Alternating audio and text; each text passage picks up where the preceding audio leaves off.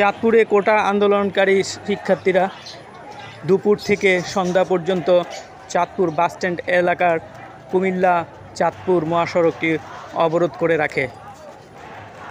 অবরোধকালীন সময়ে শহর থেকে কোনো যানবাহন উপশহরের দিকে যেতে পারেনি, বাস স্টেশন থেকে কোনো বাস ছেড়ে যায়নি। কোটা সংস্কারের দাবিতে বিভিন্ন স্লোগানে মুখরিত হয়ে আন্দোলনকারী শিক্ষার্থীরা পুরো সময়টি স্লোগানে মুখরিত করে রাজপথে বসে থাকে। কিছু সময় দেখা যায় রাজপথে তারা ক্রিকেট এবং ফুটবল খেলতেও।